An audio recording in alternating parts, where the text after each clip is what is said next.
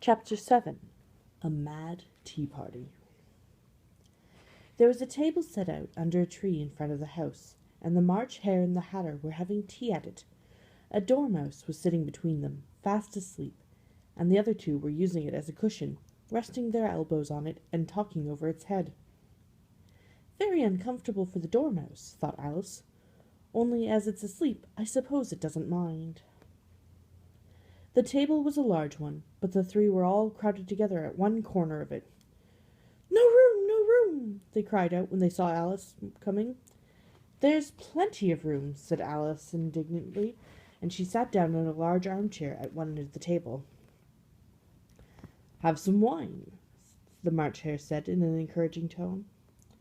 Alice looked all around the table, but there was nothing on it but tea. "I don't see any wine," she remarked. "There isn't any," said the March Hare. "Then it wasn't very civil of you to offer it," said Alice angrily. "It wasn't very civil of you to sit down without being invited," said the March Hare.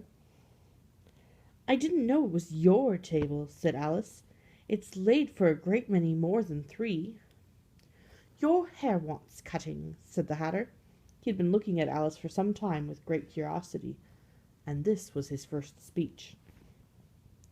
"You should learn not to make personal remarks," Alice said with some severity. "It's very rude." The Hatter opened his eyes very wide on hearing this, but all he said was, "Why is a raven like a writing desk?" "Come, we shall have some fun now," thought Alice. "I'm glad they've begun asking riddles. I believe I can guess that," she added aloud. "Do you mean that you think you can find out the answer to it?" said the March Hare. "Exactly so," said Alice. "Then you should say what you mean," the March Hare went on. "I do," Alice hastily replied. "At least, I think I mean what I say. That's the same thing, you know." "Not the same thing a bit," said the Hatter. "Why, you might just as well say that I see what I eat is the same thing as I eat what I see." "You might just as well say," said the March Hare, "that I like what I get is the same thing as I get what I like." "You might just as well say," added the Dormouse, which seemed to be talking in its sleep, "that I breathe when I sleep is the same thing as I sleep when I breathe." "It is the same thing with you," said the Hatter, and here the conversation dropped, and the party sat silent for a minute, while Alice thought over all she could remember about ravens and writing desks, which wasn't that much. The Hatter was the first to break the silence. "What day of the month is it?" he said, turning to Alice. He had taken his watch out of his pocket and was looking at it uneasily, shaking it every now and then and holding it to his ear. Alice considered a little and then said, "The 4th." "2 days wrong," sighed the Hatter. "I told you butter wouldn't suit the works," he added, looking angrily at the March Hare. "It was the best butter," the March Hare meekly replied. "Yes, but some crumbs must have got in as well," the Hatter grumbled. "You should have put it in with the bread knife." The March Hare took the watch and looked at it gloomily. Then he dipped it into his cup of tea and looked at it again, but he could think of nothing better to say than his first remark.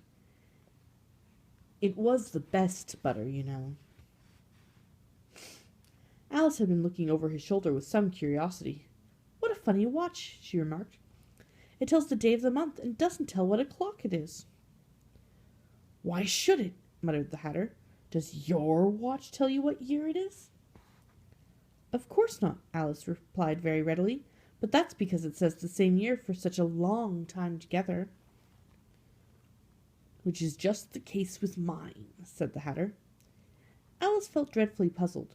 The Hatter's remark seemed to her to have no sort of meaning in it, and yet it was certainly English.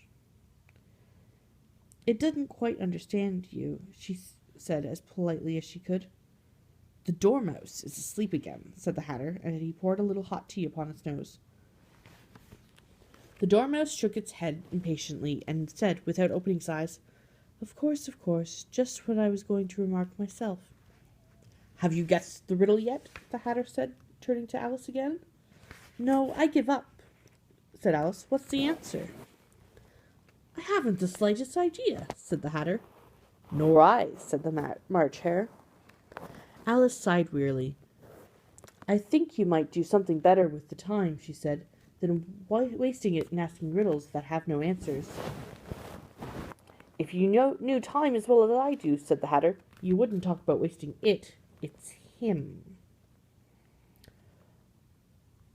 "I don't know what you mean," said Alice.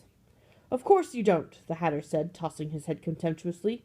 "I dare say you've never even spoken to time."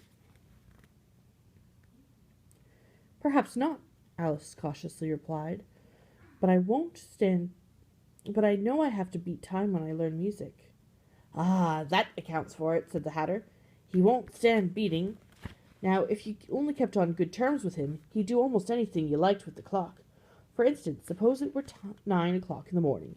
Just time to begin lessons. You'd only have to whisper a hint to time, and round goes the clock in a twinkling. 1:30. Time for dinner." "I only wish it was," the March Hare said to himself in a whisper. "That would be grand, certainly," said Alice thoughtfully. "But then I shouldn't be hungry for it, you know." "Not at first, perhaps," said the Hatter, "but you could keep it up to 1:30 as long as you liked." "Is that the way you manage?" Alice asked. The Hatter shook his head mournfully. "Not I," he replied. "We quarrelled last March, just before he went mad, you know," pointing with his teaspoon at the March Hare. "It was at the great concert given by the Queen of Hearts, and I had to sing 'Twinkle, twinkle, little bat, how I wonder where you're at.' You know the song, perhaps?" "I've heard something like it," said Alice. "It goes on, you know," the Hatter continued, "in this way. Up above the world you fly, like a tea-tray in the sky. Twinkle, twinkle." Here the Dormouse shook itself and began singing in its sleep. "Twinkle, twinkle, twinkle, twinkle," and went on so long that they had to pinch it to make it stop. "Well, I've hardly finished the first verse," said the Hatter, when the Queen bawled out, "He's murdering the time! Off with his head!" "How dreadfully savage!" exclaimed Alice. "And ever since that," the Hatter went on in a mournful tone, "he won't do a thing I ask. It's always 6 o'clock now." A bright idea came into Alice's head. "Is that the reason so many tea things are put out here?" she asked. "Yes, that's it," said the Hatter with a sigh. "It's always tea time, and we've no time to wash the things between whiles." "Then you keep moving round, I suppose," said Alice. "Exactly so," said the Hatter, "as the things get used up." "But what happens when you come to the beginning again?" Alice ventured to ask. "Suppose we change the subject," the March Hare interrupted, yawning. "I'm getting tired of this. I vote the young lady tell us a story." "I'm afraid I don't know one," said Alice, rather alarmed at the proposal. "Then the Dormouse shall," they both cried. "Wake up, Dormouse!" And they pinched it on both sides at once. The Dormouse slowly opened his eyes. "I wasn't asleep," it said in a hoarse, feeble voice. "I heard every word you fellows were saying." "Tell us a story," said the March Hare. "Yes, please do," pleaded Alice. "And be quick about it," added the Hatter, "or you'll be asleep again before it's done." "Once upon a time there were 3 little sisters," the Dormouse began in a great hurry, "and their names were Elsie, Lacie, and Tilly, and they lived at the bottom of a well." "What did they live on?" said Alice, who always took a great interest in questions of eating and drinking. "They lived on treacle," said the Dormouse, after thinking a minute or two. "They couldn't have done that, you know," Alice gently remarked. "They'd have been ill." "So they were," said the Dormouse. "Very ill." Alice tried a little to fancy to herself what such an extraordinary way of living would be like, but it puzzled her too much, so she went on. "But why did they live at the bottom of a well?" "Take some more tea," the March Hare said to Alice very earnestly.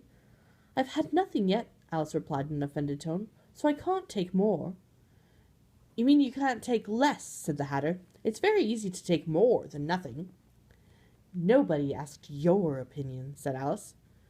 "Who's making personal remarks now?" the Hatter asked triumphantly. Alice did not quite know what to say to this, so she helped herself to some tea and bread and butter, and then turned to the Dormouse and repeated her question. "Why did they live at the bottom of a well?" The Dormouse again took a minute or two to think about it, and then said, "It was a treacle well." "There's no such thing," Alice was beginning very angrily, but the Hatter and the March Hare went shh, and the Dormouse sulkily remarked, "If you can't be civil, you'd better finish the story for yourself." "No, please go on," Alice said very humbly. "I won't interrupt you again. I dare say there may be one. One indeed, said the Dormouse indignantly. However, he consented to go on. And so these three little sisters, they were learning to draw, you know. What did they draw? Said Alice, quite forgetting her promise. Treacle, said the Dormouse, without considering it all this time. I want a clean cup, interrupted the Hatter. Let's all move one place on. He moved on as he spoke, and the Dormouse followed him. The March Hare moved into the Dormouse's place, and Alice rather unwillingly took the place of the March Hare. The Hatter was the only one who got any advantage from the change, and Alice was a good deal worse off than before, as the March Hare had just upset the milk jug onto his plate. Alice did not wish to offend the Dormouse again, so she began very cautiously, But I don't understand. Where did they draw the treacle from? You can draw water out of a water well, said the Hatter, so I should think you could draw treacle out of a treacle well, eh, stupid? But they were in the well, Alice said to the Dormouse, not choosing to notice this last remark. Of course they were, said the Dormouse, well in. This answer so confused poor Alice that she let the Dormouse go on for some time without interrupting it. They were learning to draw, the Dormouse went on, yawning and rubbing its eyes, for it was getting very sleepy, and they drew all manner of things, everything that begins with an M. Why with an M? Said Alice. Why not? Said the March Hare. Alice went silent. The Dormouse had closed its eyes but this time, and was going off into a doze, but on being pinched by the Hatter, it woke up again with a little shriek and went on. That begins with an M, such as mouse traps and the moon and memory and muchness. You know they say there are much of a muchness. Did you ever see such a thing as a drawing of a muchness? Really, now you ask me, said Alice, very much confused. I don't think. Then you shouldn't talk, said the Alice. Said the Hatter. Sorry, not the Alice. This piece of rudeness was more than Alice could bear. She got up in great disgust and walked off. The Dormouse fell asleep instantly, and neither of the others took the least notice of her going, though she looked back once or twice, half hoping that they would call after her. The last time she saw them, they were trying to put the Dormouse into the teapot. At any rate, I'll never go there again, said Alice, as she picked her way through the wood. It's the stupidest tea party I ever was at in all my life. Just as she said this, she noticed that one of the trees had a door leading right into it. That's very curious, she thought. But everything's curious today. I think I may well as go in as once. And in she went. Once more she found herself in the long hall and close to the little glass table. Now I'll manage better this time, she said to herself, and began by taking the little golden key and unlocking the door that led into the garden. Then she set to work, nibbling at the mushroom. She had kept a piece of it in her pocket, till she was about a foot high. Then she walked down the little passage, and then she found herself at last in the beautiful garden among the bright flower beds and the cool fountains.